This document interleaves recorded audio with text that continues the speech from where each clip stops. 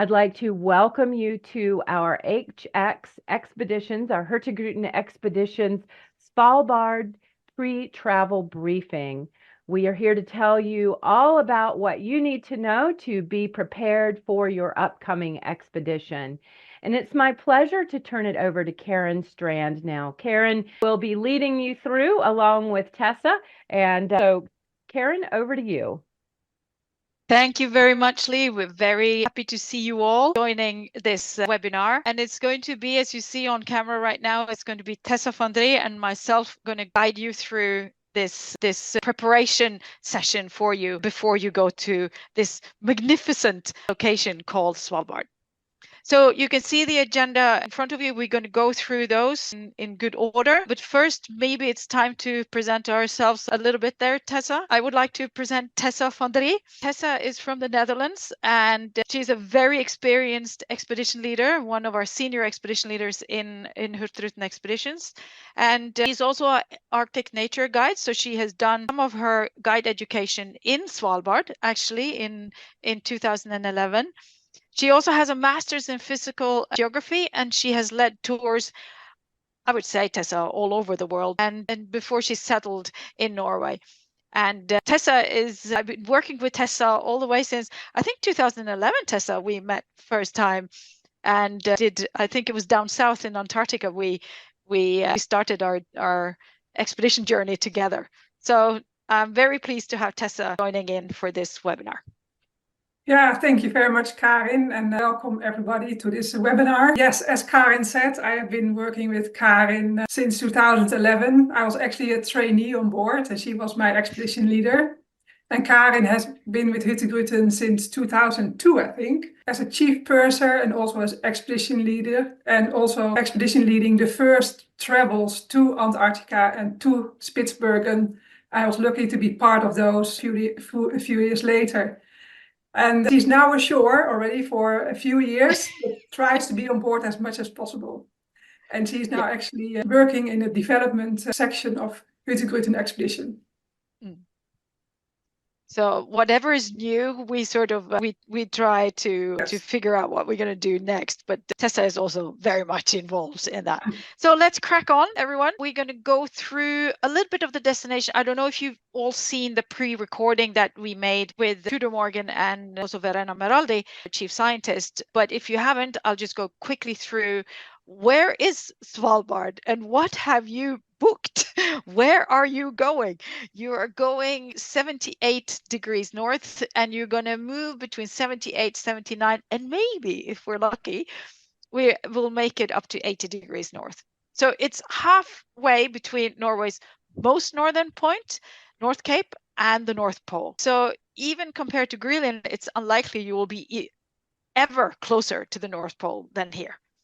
So I think it's fair to say, Tessa, that this is a very special region.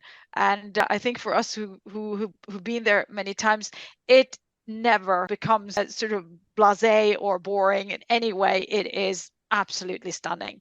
So you have something to look forward to. I think we also would like to say a little bit about how we in Hurtigruten have been present in Svalbard for a long, long time.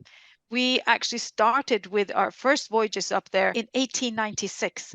So you could say that we kind of have Svalbard in our DNA. It is part of our long, long heritage, and it's really made for the adventurous and the curious traveler who would like to see nature pure, because that's what Svalbard is. As soon as you leave Longyearbyen, you will be in nature pure, more or less the whole time, apart from maybe a visit into Ny-Ålesund. And for you to understand a little bit more about what conditions you might meet when you come to Svalbard, I like to also repeat a little bit about ice. As we say, ice is nice, but we have to be careful around ice. And I just wanted you to have a picture of Svalbard as a map, so you can sort of make that out when we start to look into the ice charts in a little bit. We have two versions of ice that we will encounter in Svalbard, and that is sea ice and glacier ice. And the difference between glacier ice and sea ice is that you will see the glacier ice carving off the glaciers, and they will be concentrated nearby glaciers or in the adjacent fjords. But when you are looking at sea ice, that is the ice you can meet more or less anywhere in Svalbard. And there are higher concentration of that early in the season than it is later in the season. So there is a variation of sea ice depending even on the year. And I'll go through that a little bit with you now. This is a picture from 2010, and I'll just explain the colors a little bit. The very dark gray color, dark gray, not the light gray. The light gray is land, but the darker gray is fast ice. It means that it's connected to shore. If you then look at the red, which is the next, is when you start to have the degrees of drift ice. Very, very, very dense drift ice is 9/10, which is the red. Then the next level is close drift ice, still quite tough ice, is orange. Then you have a lighter open drift ice, which is yellow, and very open drift ice is green, and then blue is open water. So if you look here, this is how variations can be. This was the 2nd of July in 2010. And you can see that from the previous picture where you saw this is Svalbard, I mean, right in the middle of the picture. I'm not sure if you can see my cursor, but anyway, here you can probably see my cursor. And here you have Svalbard. And on the entire east side, you can see there are different variations of sea ice concentration. So this is very close drift ice, which is red. And then you have degrees of close drift ice on orange and yellow here. But most of the side here on the west side is open water. A little bit of a closed here and fast ice here, which makes it slightly difficult to be in this area. Then to go through with a ship, at least, if you look here, this is a very extraordinary low ice year, which was in 2018. That was 15th of June, where you can see that more or less there were only small patches left of sea ice, and the rest of the area, also the white, is open. There was no ice to speak of at all. So that was one year that had low. Then you look at last year, for example, almost at the same time. This is just a week before. This is 7th of June, where you see that there are a lot of sea ice. And for us to be able to go around here, which is the normal route we go around Svalbard, no ships were able to go through 9/10. That is too harsh, and it's also a lot of fast ice still in the fjords at the time. What we try to do then is that we try to cover all the areas of the original route that would not be having ice or having issues with ice. And I think, Tessa, we also kind of relish and love these occasions as well, because there's also life on the ice. There is opportunities to maybe even do a sea ice landing. So you can land on the ice with our small boat. We also are, of course, looking for polar bears on the ice, because that's where their hunting habitat is. So I would say that even though there is ice in the way, look upon it as an asset, because it really is. And some of the most extraordinary experiences we have been on these trips when we have been around the ice edge during the voyage. So that was, then I'd like to give you a very updated ice chart. This is the ice chart from yesterday, still early season, and this changes very rapidly. But as you can see, this entire area here now is full of ice, and this is fast ice.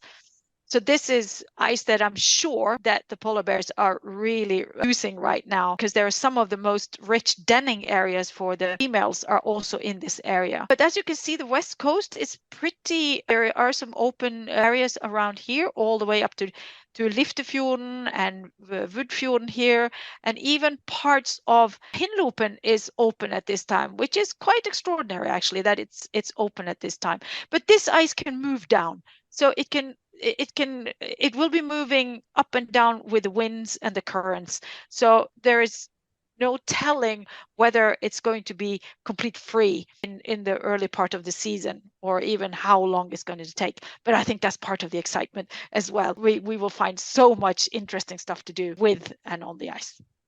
So I think we will move onwards from that. Tessa, take it away. Yes, clothing and equipment.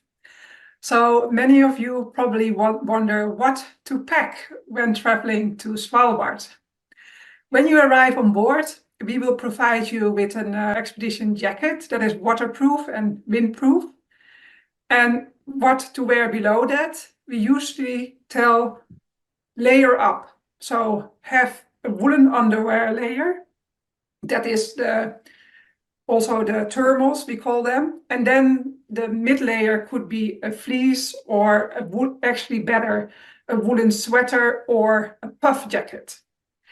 And when we are going in our small boats, we also need you to be rain and water resistant from the spray. So please take some wind and waterproof trousers. Thermals I just talked about. A warm cap of a headband, a hat, it's very nice to have. Gloves, maybe several pairs of gloves. Maybe some just that are not waterproof and some that are waterproof. Good to have a scarf or like a neck gaiter. Several warm socks. We will provide you with rubber boots, but make sure you have enough warm socks. If you want to do a polar plunge that we offer on most of our departures, bring some swimwear and maybe also for on board in our jacuzzis and sauna. And sunglasses, very important. What I don't see here, but is definitely very needed, sunscreen. So you don't get burned. The sun can be pretty strong. Extra batteries for your camera. For when we go ashore, we have the rubber boots that are mandatory. Also for biosecurity reasons. So between every landing, we will ask you and we will help you with that to clean. We have machines for that to clean your rubber boots. And this year it's extra stringent, the guidelines, because we don't want to spread the avian flu, where you have probably heard about. For on board, please bring some comfortable shoes. And don't forget your adapter for the European power outlets on board. And then the next slide. We really recommend you to bring binoculars because from the ship, we often have the best possibility to do wildlife watching. And if you bring binoculars, it will really enhance your experience.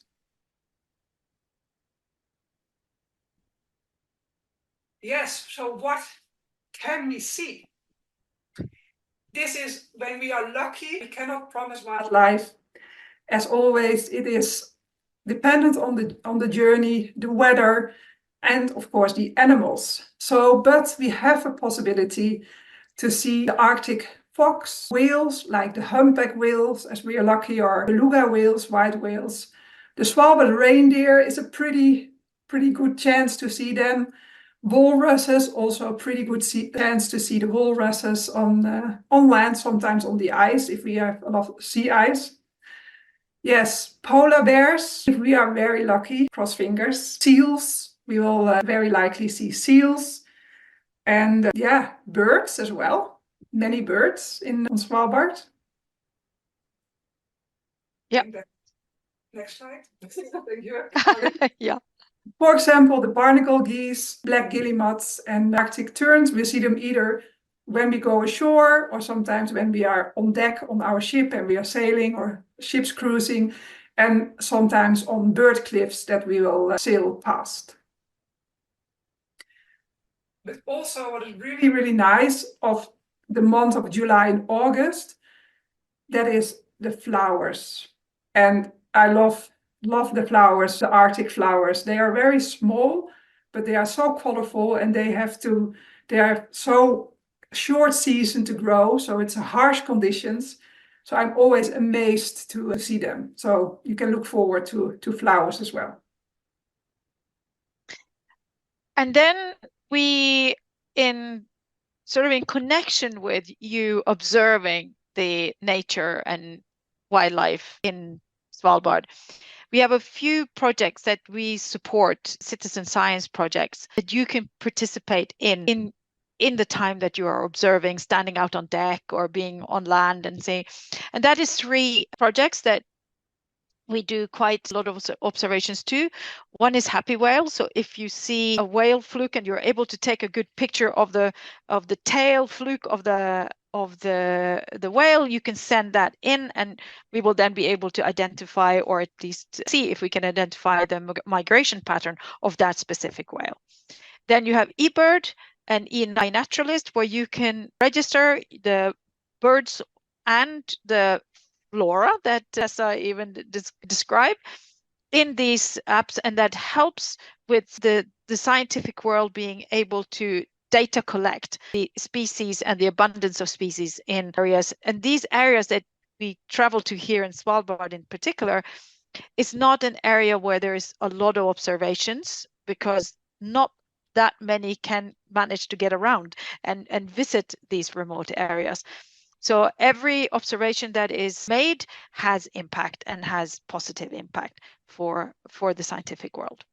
So that's one way everyone can be part of contributing, but it's voluntary, of course. It's up to everyone. So here you can see a little bit of how the iNaturalist website looks like when you do an observation.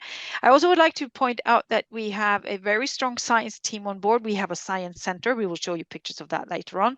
And we also have guest scientists on board that our science team on land are using a lot of time to connect with. And it's going to be exciting to look for what guest scientist is going to be on your trip, the one that you have booked. So look out for them, talk to them, and make yourself known to the science team about your participation. They will be very happy, and we hope that you get great output from that too. There is one notification we would like to make you aware of, which has been pointed out to us over the last couple of years. This is a research that's going on in Ny-Ålesund. Ny-Ålesund is one of the locations you are likely to visit. And in Ny-Ålesund, there is an array of different science initiatives from many different nations. It's a very important location. And it says radio silence. It means that before we get in, about 3 to 4 hours before we come to Ny-Ålesund, we have to turn off all our Wi-Fi, Bluetooth on all our devices, watches, phones. Everything has to be completely off. Basically, just turn on the off button so that it doesn't send any signals. Because there is sensitive GPS data collecting, monitoring in Ny-Ålesund, it actually depends on the accuracy of the GPS signal that is sent out to the entire world. So this is a hub for GPS monitoring. So very important that we are doing our bit when we come into Ny-Ålesund to turn off all our equipment so that we do not disturb the signal that goes out to the rest of the world, and we can have accurate GPS signals sent across the world. So we, in advance, thank you very much for the understanding and play along. The teams on board will remind you when you get there, so it's no need for you to be too preoccupied with that now, but it's a great heads up right now. So Tessa, excursions and activities, I would say activities more. Yes, thank you, Karin. Yes, since we are not visiting any cities or towns on our Svalbard itinerary, it will be activities. This is an expedition cruise where we are going to explore, and we have several ways of exploring that are included for everybody. So either we will take you out on our small boats, and we are going to have a small boat cruising, and in each of these activities you will meet the expedition team. So on the Fram and on the Spitsbergen, MS Spitsbergen, we will have an expedition team with experienced guides, and they are also educators, and they will guide you and explain you and teach you about Svalbard. So either small boat cruising in our Zodiacs, or when we bring you ashore, we'll do some nature landings. And also when we are ships cruising, you will meet our team out on the decks and help you spotting the wildlife. So on deck guiding and wildlife spotting, we have a daily program for you every day. And in the daily program, we will let you know when we do what, and we will explain you in onboard briefings everything about our landings and our cruisings and about the safety. And also we have some lectures on board by our specialists about geography, geology, but also about some tiny talks about the history, birds, the Arctic terns, for example. And then we have our science center where you can meet the science team to explain and go more in depth about certain topics. And then the activities that we ask you to please book on board. So don't worry about this now. When you come on board, we will explain you about our hikes, our kayak adventures and science boat. So the hikes and the science boat activities, they are usually included. But for our kayak adventure, we do charge you something because it's a limited capacity, and this will be an activity where we charge for. And amazing, I'm a kayak guide myself. It's fantastic to be on the water. Also the hikes and the science boat. We will explain you more when you come on board, and we hope to see you in these activities as well. Yeah, and I was just want to mention the Cleanup Svalbard. That is what we hope you participate in every landing we have. And some of the beaches are actually don't need so much cleanup, but sometimes we come to some beaches and we find so much plastic or nets that we do a major cleanup, and we hope that you participate and help us to clean up Svalbard and get rid of the plastic. We bring it to Longyearbyen. They will deal with it there, luckily. Yeah, it's part of a program that the governor of Svalbard has had for many years, and have asked the expedition cruise industry to participate, and we have. So many operators have been collecting many tons of garbage in Svalbard so that we can leave it a little bit cleaner than when we arrived. Yeah. Okay. Yes, go ahead, Karen.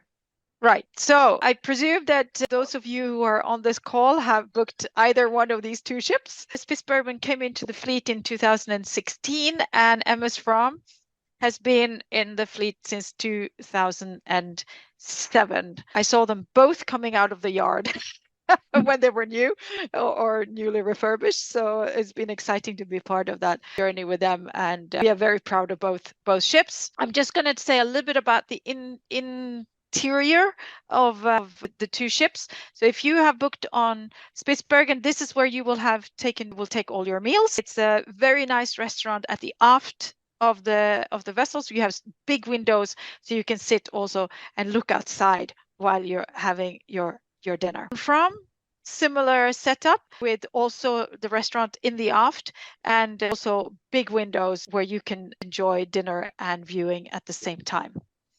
And if you look at the lecture room in Spitsbergen is it's a little bit smaller than Fram. So we use combined areas there to do our activities. So we have set up in the bar for both lectures and to have it as a bar. So it's very intimate, very nice, and you have comfortable chairs and sofas to sit in, and screens all over to be able to follow what Sandra, our historian there, are saying, for example. On Fram, when we built her in 2007, there was a room, since she's a bit bigger. We have a dedicated room actually called Framheim, where we have a good lecture hall, and then it sort of goes into the back of Framheim. You have some chairs and sofas, so you can enjoy either. If you want to sit in the very front, you sit on the chairs. If you sit further in the back, you can sit on sofas. This is an open area. And then next to it, you have the science center, and the same on Spitsbergen. You have the science center on Spitsbergen is more midship, so closer to the reception and the restaurant. And then from you have it next to the lecture hall. So there you have a room called Polhögda, where we have a great science center. But both ships have the same equipment. It's just that it's just placed differently geographically on the ship. Tessa, would you like to talk about what they can do outside on the ship? Yes, my main recommendation is be outside as much as possible. Yes. Layer up and be out. That is the place to see the wildlife, join our expedition team. On Spitsbergen and on Fram, we have bow places where you can watch the wildlife, or you can go a little bit higher on the decks and you will have, like here, for example, on, I think it's deck 7 on the Spitsbergen. And we also have some activities there. And sometimes our lovely hotel department will serve you a hot drink there as well. So we really hope to see you outside on deck as much as possible. Yeah. There's so much to see. I mean, even just seeing the landscape as you're sailing by, I mean, it's really once in a lifetime, and we don't get tired of that, do we? So this is on Fram then, Tessa? Yeah, that's the bow on Fram. Yeah. And yes, beautiful views already. Yeah, fantastic. Okay, we're going to go into maybe a little bit of the boring things, but very important nonetheless. So entry requirements to Svalbard is that you need to bring your passport. Doesn't matter what nationality, even I'm a Norwegian and it's Norwegian territory, I have to bring my passport. So because it's outside of the Schengen area, it is territorial wise, it is independent from any kind of big agreements and treaties. So we need to be able to do our immigration via having our passports with us. So very important. And do also check if you need a visa. In addition, it will not be applicable for UK, Germany, US, and Australia. Just for those of you who are here from those nationalities, it will not be necessary. But do a quick check whether your nationality will need visa to be able to go to Svalbard, but remember your passport. Then a few questions have come along regarding medical information. I would like to point out that Svalbard is an archipelago with basically one settlement, and that's Longyearbyen, and there are 2,500 people living in Longyearbyen. They have one hospital, and that hospital only have 2 beds for anyone who comes in. So in order for us to be prepared, we need to be self-sufficient. We need to be cognizant that there isn't a sophisticated medical facility in Svalbard. So it's important that we are ready to either do medivacs to the mainland if something serious happened, and there is also a search and rescue or a rescue helicopters by the governor in Svalbard, which will be helpful if we need to fly one to Longyearbyen if there's something very serious happening. But we do recommend that you bring as much medication plus a bit more in your hand luggage when you travel. So important that is not in the checked-in luggage. If you lose your luggage on the way, your medication is also gone, because it could be that we need to leave Longyearbyen and you need to go shopping in Longyearbyen quickly to get your things if you should be as unfortunate to lose your luggage on the way. So super important that you keep your medication in your hand luggage and that you have enough plus a little extra for your voyage. Seasickness, well, Tessa, I don't know what we should actually say about seasickness, but if you're prone to seasickness, then bring medication, and then we will tell you to take your first tablet before you leave Longyearbyen. But Svalbard is in general not a place where we do a lot of big ocean crossings when you've booked a circumnavigations. We are in fjords and bays and so forth. So a lot of seasickness, I wouldn't expect anyone to actually get, and a lot of movements on the ship, I don't expect to get. So, but just for safety's sake, bring your seasick medicine. If you are uncertain, there will be abilities to get some on board as well. And then we got this question about insects. There are, not like in Greenland, if anyone of you who are listening have been in Greenland, where they have a lot of insects, but it's not that in Svalbard. So you will not need your net to be going to Svalbard. So no insects to speak of there. Then a quick message from our pre and post department that are dealing with flights and hotels and transfers and so forth. It is, everyone should have flight information by now. If not, please reach out. We will, at the end of this webinar, show you a screen with contact details for different countries so that you can easily contact us without having to start a new search. And about 30 days before your sailing starts, you will receive your travel documents with more detailed information on your hotel bookings, your transfer bookings, your meet and greet with our staff on site on your way to the ship, and then also contact these details during your arrival and departure. All of that will be in your travel documentation when you get that approximately 30 days before you travel. And I think with that, Tessa, we would like to say welcome on board, everyone. Looking forward to see you. Maybe you and I will see some of you as well. I know Tessa will be in Svalbard. Really looking forward to that. So if you were in the webinar and you see some either of us, please come and make yourself known. Right now it's a little bit anonymous. I wish I could actually see you all, but Yes. we hope that we hope you will enjoy your voyage up there. I think, Lee, that we are ready to start, and Jessie, to start the Q&A. Thank you so much for listening Yes, to Tessa and very myself. nice. Super nice. All right. Hello, everyone. My name is Jesse, and I'm going to be reading these questions out while Tessa and Karin answer. So I've got quite a few of them here. So starting off, what is the best time of day to view wildlife from the ship? Oh, Yeah. Tessa, would you like to take that one? I can take that one. You can take that one. So usually we are moving during the night from one place to another place, and we are lucky that it's light 24 hours. So we're not going to sleep. We need some sleep, right? But you can sometimes, we don't know when we have the animals. But if you like the evenings, 10 o'clock, 11 o'clock, the light is beautiful, especially if the sun is a little bit lower on the horizon. Early mornings when we arrive at our landing sites and we are starting sailing inside the fjords, usually the seas get calmer, so bigger chance, and we are closer to the land usually, bigger chance to see the birds and also the wildlife. So, and we will put also wildlife watches in our program where we think that we have the highest chance to see wildlife. I hope that this answers it. But basically, anytime you want, it's light 24 hours. Thank you, Tessa. Okay, next one. Will we spend long periods on open sea? No, you will not. Enough. Yeah. So if you remember the map I showed you, we will sort of be bobbing in and out of the fjords more or less the whole time. So most time of the day we will be inside fjord systems, and then we might do a few hours at night just so we can exit the present fjord and go.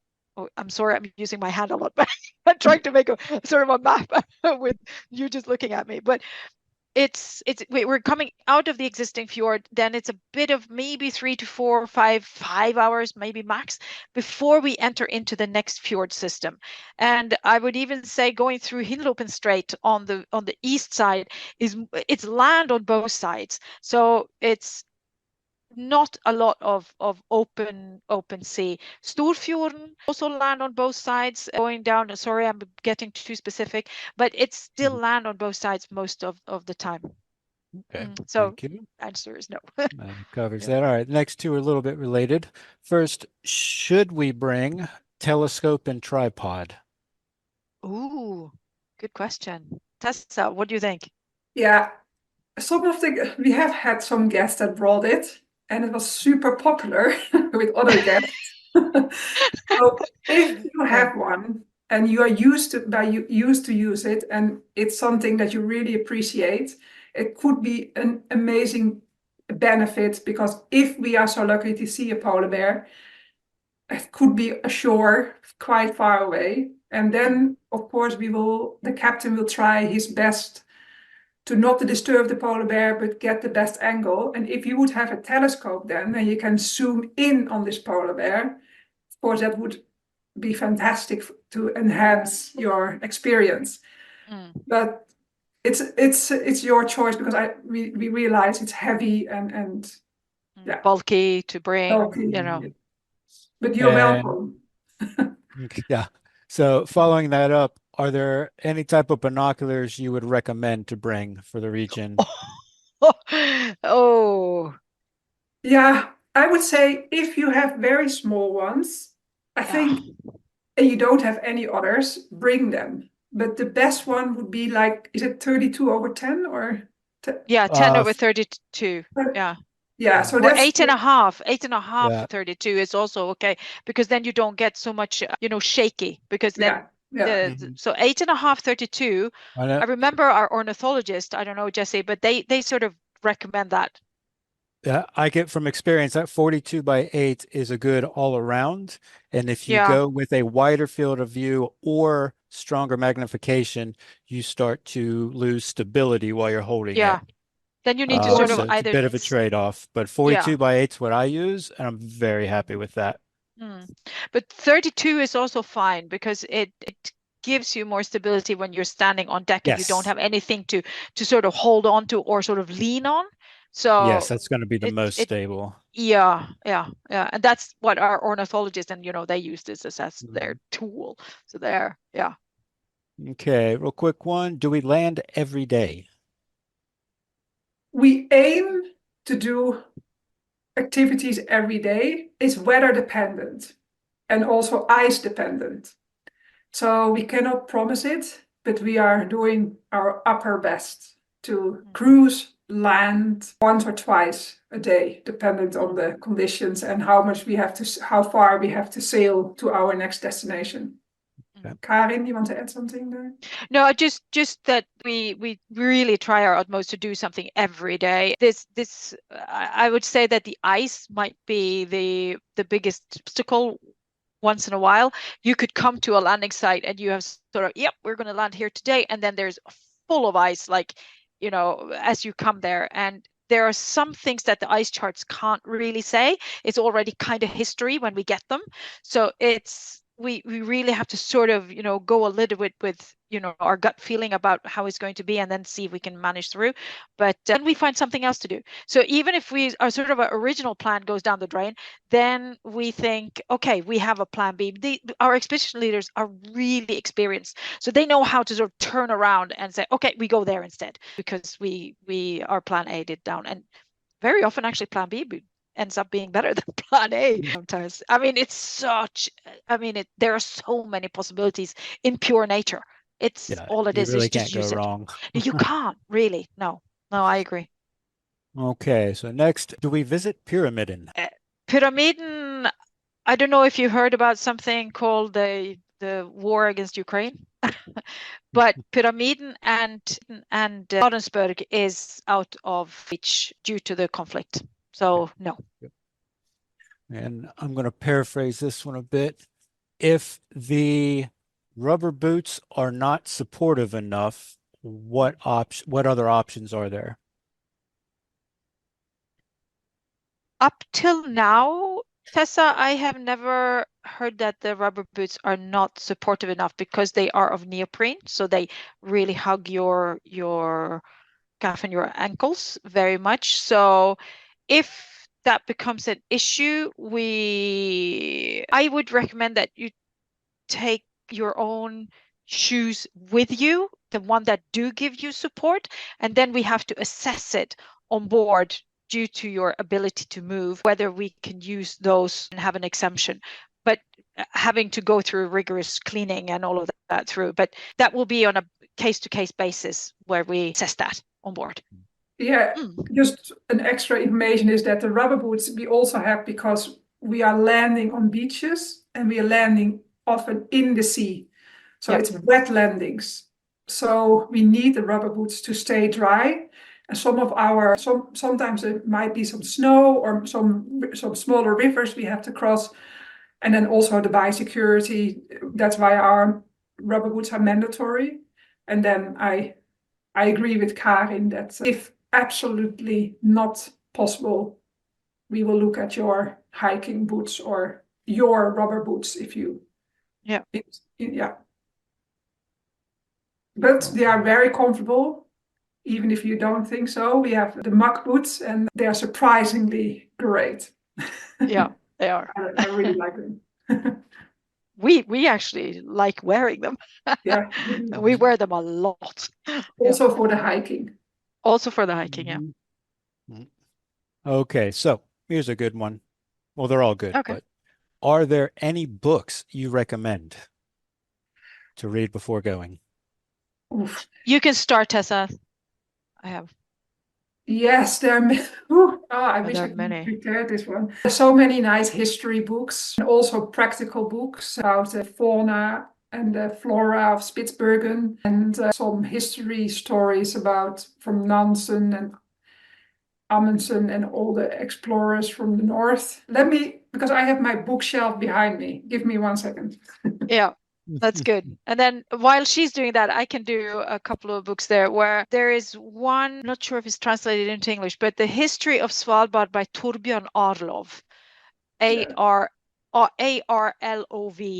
he is the historian extraordinaire on Svalbard history. So that's a book I do recommend. I know if you're Scandies in this one, you can easily get it at least, but I think it's been translated into English. Then you have a book about the first female trapper, Vanni Volstad, which is very interesting. Just to Google Vanni Volstad, Wanny Woldstad. You probably have to see the recording of this again in order to get all of this. But Vanni Volstad was a very special woman and trapper, and it shows a little bit about that. And then Tessa, you have the Guide of Spitsbergen. Yeah. Yeah. So this is basically everything in one book by Rolf Stange. Rolf Stange, yeah. It's a complete guide. It gives you a great overview of the nature, the history, places, regions, animals, flora, fauna. Everything is in here. Rolf Stange, yeah. He's a German guide. He has been working in this area for many years and wrote a book. Yeah. Right. So we only have a few minutes left, so time for a few more questions. And any we don't get to, we'll try to follow up with everyone afterwards. These questions don't disappear on our end.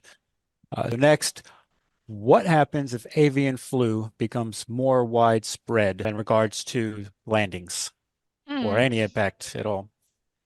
I can give you an update on that. IECO, which is the Arctic Association that we are a part of, we had a guideline coming out yesterday about avian flu in the Arctic. There are very few landing sites in the Arctic that have a lot of animals in it. But if we do see, for example, that a walrus colony or a bird colony that we are landing close to do have avian flu, if we will send our team ashore, and they are trained at looking at symptoms, and we have guidelines on how to look for symptoms, then we will report it to the governor and we will not land, and we will find somewhere else to go. So basically, those places where they're showing signs, we will report, and then the governor will take the case forward and decide whether they open again or if they keep it closed for the duration of the season.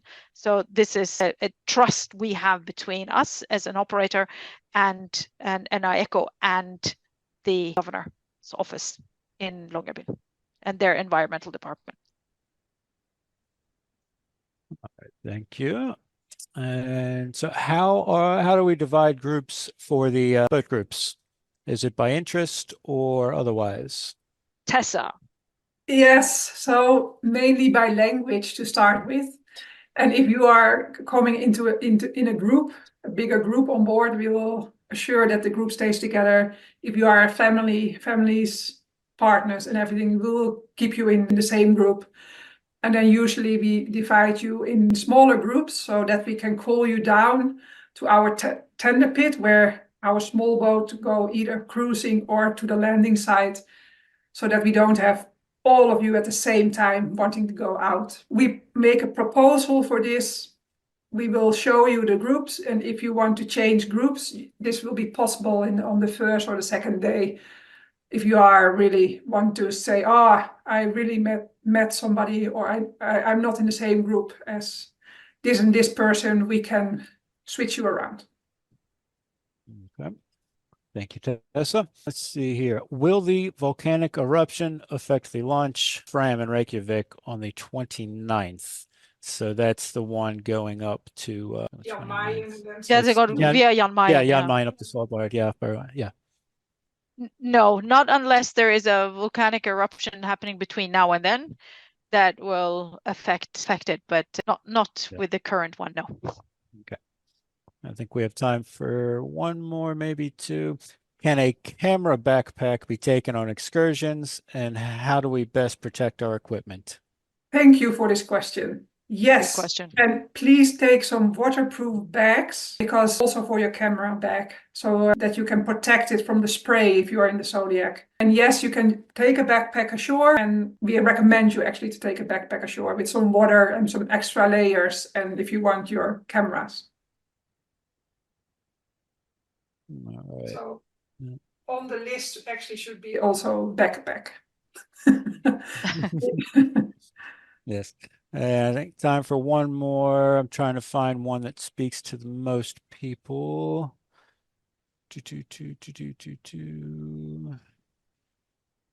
Okay. Do we have to be experienced to take part in the kayaking?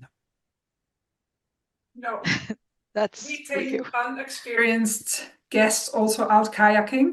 We do ask that you are fit and that you are not scared of water. We provide and that you can swim. We provide all the gear. We have dry suits, we have the gloves, and we have the life vests and the kayaks and everything. We will give you a briefing where we explain you everything, and then you can decide if you still want to participate or not.